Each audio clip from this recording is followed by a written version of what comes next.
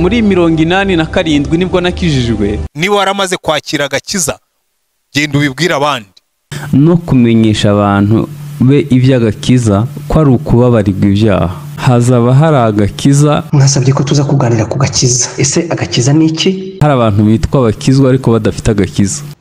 Muraho tubahaye ikaze kuri itabaza ry'agakiza, mwadufasha kwamamaza ubutumwa bwiza hirya no hino ku isi kubumva ururimi rw'ikinyarwanda.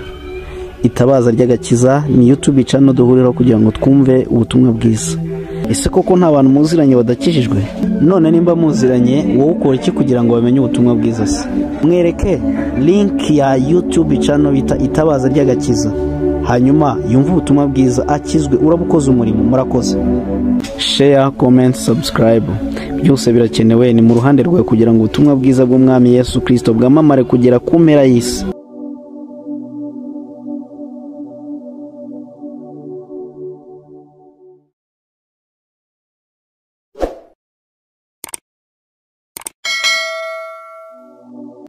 Tubahaye ikaze ku itabaza ry'agakiza, bari mu Rwanda ikaze, abari mu mahanga duturanye hano hafi muri Afrika ikaze, abari bwota amasimbi ikaze, abari burengerazuba bw'isi n'iburasirazuba bw'isi, tubahaye ikaze mwese ku itabaza ry'agakiza.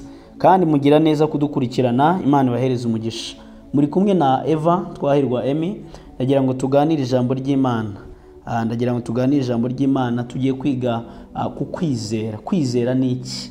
Jya wumva umuntu kumva aravuze ngo nizeye ko bizagenda neza, nizeye ko bizagenda gutya, nizeye ko Imana izabikora. Kwizera ni iki? Reka dusenge Imana mbere yuko tuganira kuri iri jambo. Mana, turagushimiye kuri mwiza, tugushimiye imbabazi zawe, tugushimiye ko dukunda, tugushimiye ko turengera, uri umutabazi kandi Imana uri umucunguzi w'ubuzima bwacu. Wemeye gusiga ubwiza n'icyubahiro, waritanze uradupfira. Mana, ibyo ngibyo nta muntu wari kubibasha, ariko wowe warabikoze kandi ubikorana ubwiza, ubikorana umutima ukunze. Mana, kuko wasize ubwiza n'icyubahiro uje kunshaka, warakoze. Bana natwe mu ijambo kandi urushaho kudusobanurira kuruta uko umuntu yabisobanura. Izina rya nishyirwe hejuru. Amen. Haleluya. Yesu yabwiye umuntu amubwira ngo kwizera kwawe kuragukijije. Kwizera kwawe kuragukijije. Kimwe mu bice byiza muri Bibiliya yose ku byerekeye kwizera kiri mu gice cya 11 mu gitabo cy'Abaheburayo. Ushaka kwiga neza ibyerekeye kwizera yagombye kwiga abagabo banditse muri iki gitabo. Ndakugira inama yuko iki gice wagisoma. Haleluya. Igihe urimo gusoma amagambo yo muri iki gitabo uvuga ku mutwe wo kwizera. Kwizera tubeshwaho no kwizera. Twizera iki? Nkuko Paulo yabivuze ati hagumyeho kwizera, ibyiringiro n'urukundo. Ibyo uko ari bitatu, ariko ngo ikiruta ibindi byose ni urukundo. Mu Bakorinto ba mbere ibice 13 n'umurongo wa 13 niko yabivuze. Nizera neza rwose yuko ibingibi uko ari bitatu, nawe ntekereza ko ari kubyizera, byose ari ingenzi ku Mukristo, ari ingenzi ku muntu wamenye Yesu, ari ingenzi ku muntu wizeye. Udafite ibyiringiro by'ubuzima buhoraho ntiwagira impamvu yo kubaho, ntibishoboka. Udafite urukundo ntabwo wazigera umenya kamere y'Imana. Oya, ibyo uko ari bibiri ni ingenzi cyane ku Mukristo, ariko Umukristo akwiye kuba afite kwizera kugira ngo agire ubugingo buhoraho, kandi akwiye kuba afite urukundo kugira ngo abe afite kamere y'Imana muri we. Haleluya.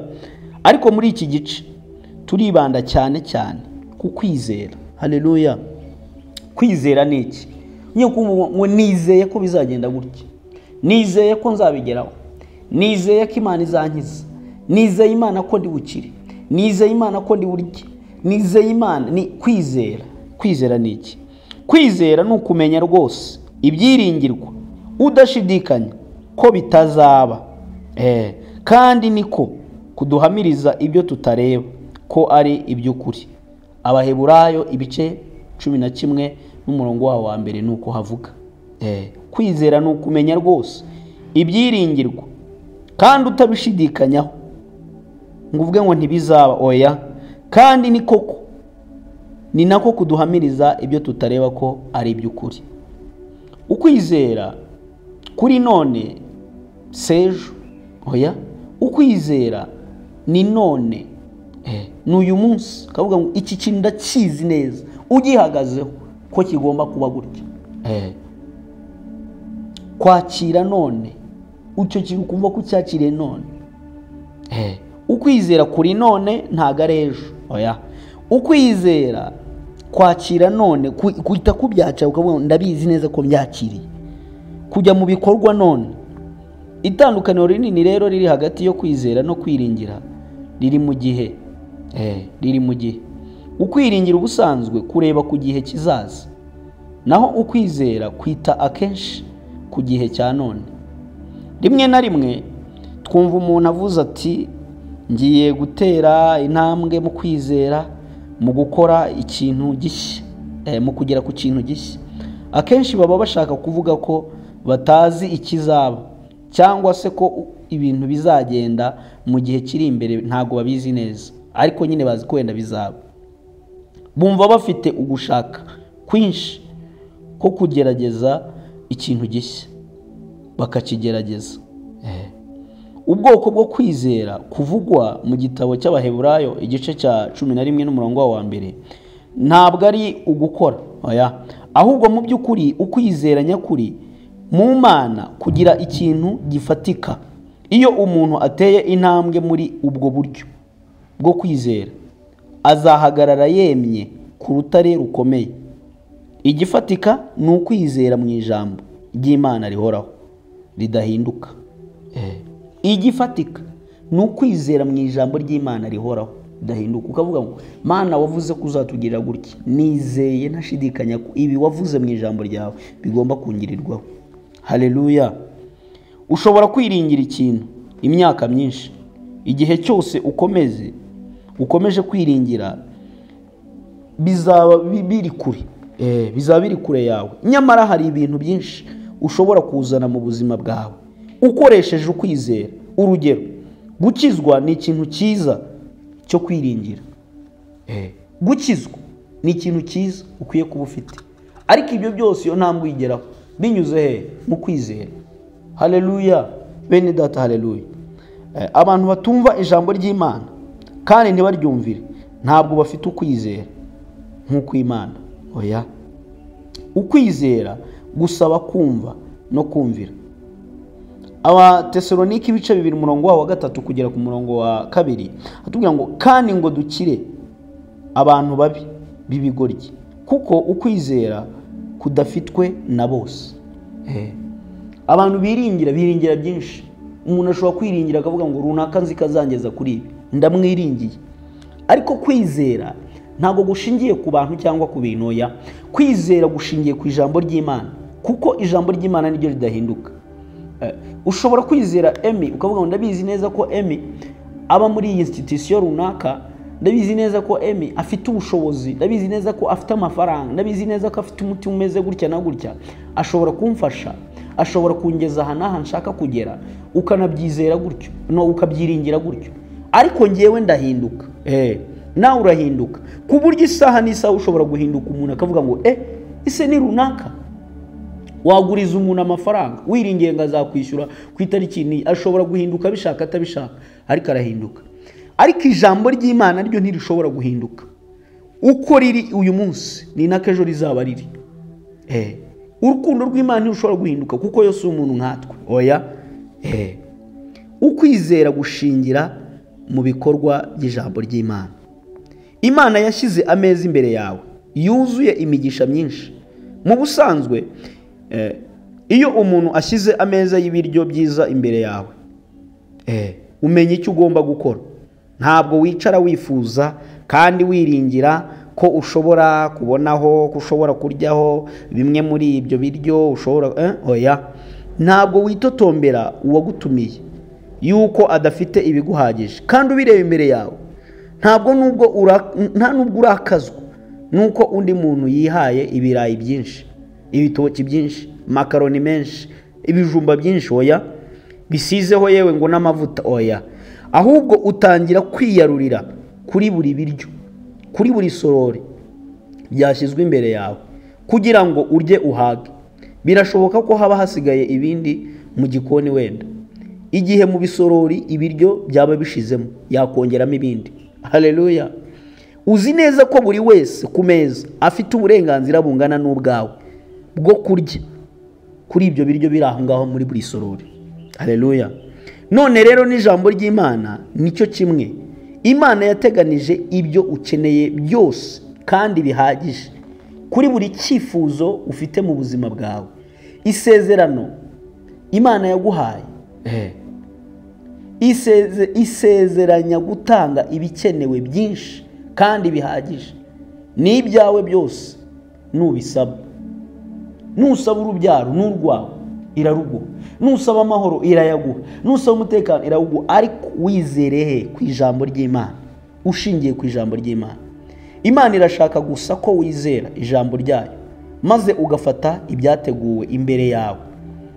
Ntago bibabaza Imana yuko ufashe byinshi, ntago babazwa Imana ntibabazwa n'ibyo ukeneye byose. Oya, umuntu wese watumiye abashyitsi ababazwa n'iyo umwe mu bashyitsi be atabonye ibimuhagije. Ashaka ko buri wese aba anezerewe kubera ko yabonye ibimuhagije. Imana mu by'ukuri ni rurema, ashobora byose, afite byose mu kiganza bye, ariko yahisemo kugushyira ameza imbere yawe. Ibyo uzahabwa, ibyo ukeneye byose, ibyo uzahabwa nayo, ibyo uzabona byose, ari uko uhagurutse ugahamagaza amasezerano yawe. Haleluya. Mariko ibice 10:51 kugera kuri 52 aravuga ngo Yesu amusubiza amubaza ati, urashaka ko nkugirira nte? Iyo mpumyi iramusubiza iti, mwigisha, ndashaka guhumuka. Yesu arayibwira ati, igendere, ukwizera kwawe kuragukijije. Uwo mwanya arahaguruka amukurikira mu nzira. Haleluya. Yesu aramubaje ngo urashaka iki? Ndashaka guhumuka. Bivuga ngo guhumuka kwari imbere ye. Icyo yasabwaga ni iki? Ni ukwizera akagusingira. Amaze kwizera yasingiriye guhumuka. Nawe cya kintu urimo gushaka, ibyo byose wumva ushaka biri imbere yawe. Icyo usabwa ni iki? Ni ukwizera ukabisingira. Kandi biri mu ijambo ry'Imana, kuko ijambo ry'Imana niryo ridahinduka. Ikibazo ntidushaka gusoma ijambo ry'Imana. Ntidushaka gusoma ijambo ry'Imana. Ubu hari n'umuntu kumva ibi ngibi biba byamurambiye, kuko amatwi yarashaka kumva izindi ndirimbo, arashaka kuraba komediye. Nyamara ari bureba hinduranye aze kumara umunsi wose, igice cy'umunsi arimo guslidinga muri telefone, atarumvamo n'ijambo na rimwe, atarasoma na Bibiliya verse imwe yonyine muri Bibiliya, utarayisoma kabisa. Ukwizera ntago ari ibyiyumviro. Abantu tujye twitiranya kwizera n'ibyiyumviro byacu, kuko hari icyo ushaka ukiyumvira ko ari ukunguko. Oya, rimwe na rimwe abantu bamwe bubaka ukwizera kwabo bashingiye ku byiyumviro byabo cyangwa amarangamutima yabo. Gusa havuka ibibazo iyo ibyiyumviro byabo n'amarangamutima yabo, ibyiyumviro byabo n'amarangamutima yabo iyo bije cyangwa se iyo bihindutse bikaza bitari uko wari ubyiringiye. Niba batarashize imizi mu ijambo ry'Imana, rero nimba utarashize imizi mu ijambo ry'Imana, ugushidikanya kuzabyuka kugerageza ukwizera ko ari nyakuri.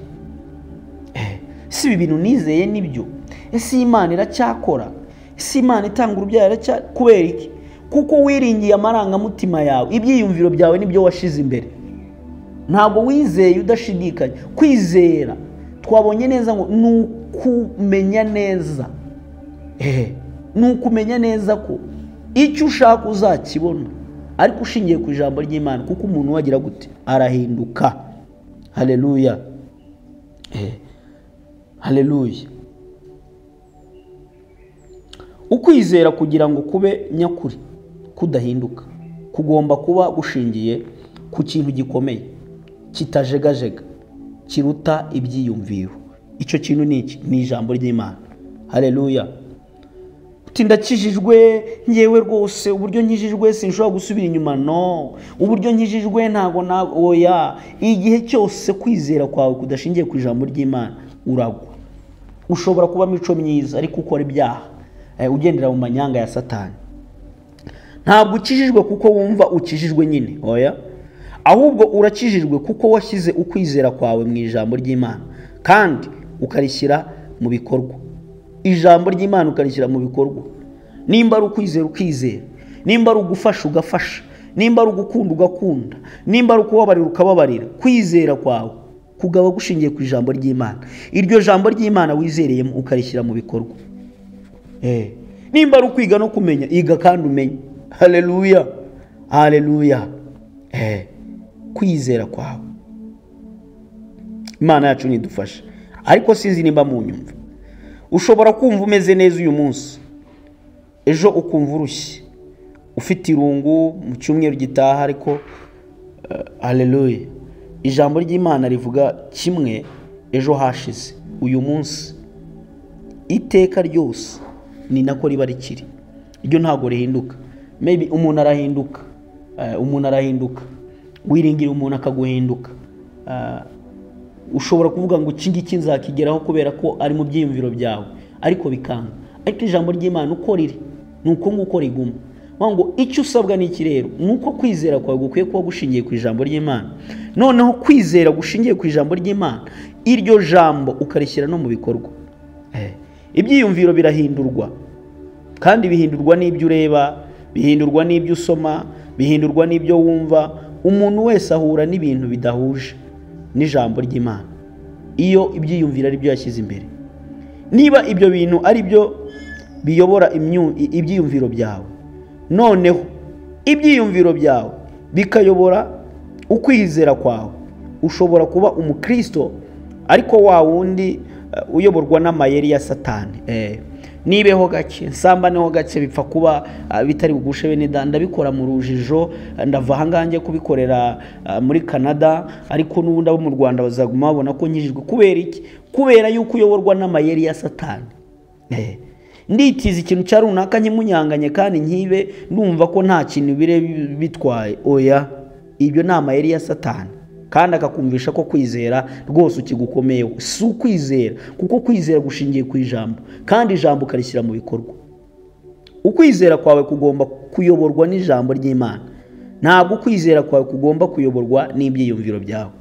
Kuko ibintu unyuramo uko bimeze kose, cyangwa ibyo abandi bakubwira, iyo kwizera kwawe gushingiye ku marangamutima, iyo gushingiye ku byiyumviro byawe, urahinduka. Ariko iyo bishingiye ku ijambo, ijambo ntirihinduka, kuko ijambo ridahinduka rituma nawe udahindagurika. Haleluya. Abakorinto ba 2:5-7 baravuga ngo kuko tuba tugenda tuyoborwa no kwizera, tutayoborwa n'ibyo tureba. Ntabwo umuntu wizera ayoborwa n'ibyo areba, ntabwo umuntu wizera ayoborwa n'ibyo yumva, ntabwo umuntu wizera ayoborwa n'ibyo bamuvuze. Oya, kwizera kuyoborwa n'ijambo ry'Imana kuko ridahinduka. Haleluya, haleluya. Amaso yawe, amatwi yawe, umutima wawe, n'umunwa wawe, n'umwuka wawe, byose byari bikwiye gutumbera ijambo ry'Imana. Subiremo. Amaso yawe, vuga ngo amaso yanjye. Amatwi yawe, vuga ngo amatwi yanjye. Umutima wawe bivuge. N'umunwa wawe, byose byari bikwiye gutumbera ijambo ry'Imana. Amaso yawe yareba kiriya kintu, uye njye ntabwo nkwiye kureba biriya ntabwo amaso yanjye akwiye kubireba nk'umwizera. Oya, ukayakurayo kugira ngo irari n'ibindi bitakujyana. Amatwi yawe, hari inkuru n'ibiganiro adakwiye kumva, bavuga ngo oya, ntabwo njye nkwiye kuba ameze gutya, ibi bintu ntabwo njye nkwiye kubyumva, n'izi ndirimbo ntabwo njye nkwiye kuzumva, kugira ngo utagira gute, utaba kure y'ijambo ry'Imana. Haleluya. Akanwa kwawe n'ururimi rwawe hari ibyo bidakwiye kuvuga. Ibi ngibi nge sinabivuga. Ururimi rwanjye ntirwasohora ibi bintu kubera iki? Kuko uri umwizera.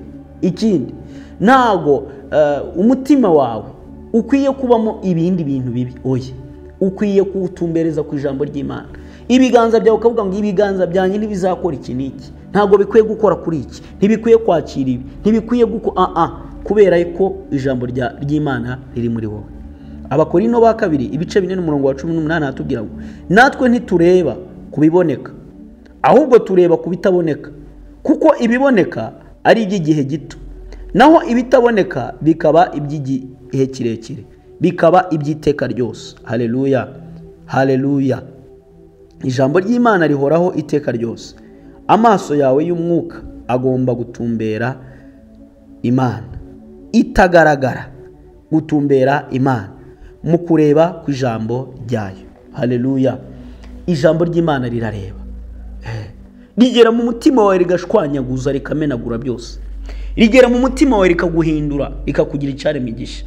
Ijambo ry'Imana rivuga ngo iradukiza itabitewe n'imirimo myiza twakoze, iradukiza itabitewe n'inkomoko yacu, iradukizwa itabitewe nuko turi beza n'igihagararo n'isura, oya, ahubwo ngo kuko agakiza kayo kabonetse. Harabasi namashi, vuga ngo kabonetse, iradukiza. Haleluya.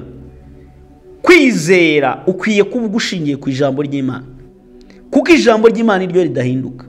Ni wizera umubyeyi azagutenguha, ashobora kutagutenguha mu byo aguha agapfa, abagutengushe kandi atageze ku byo yagusezeranyije.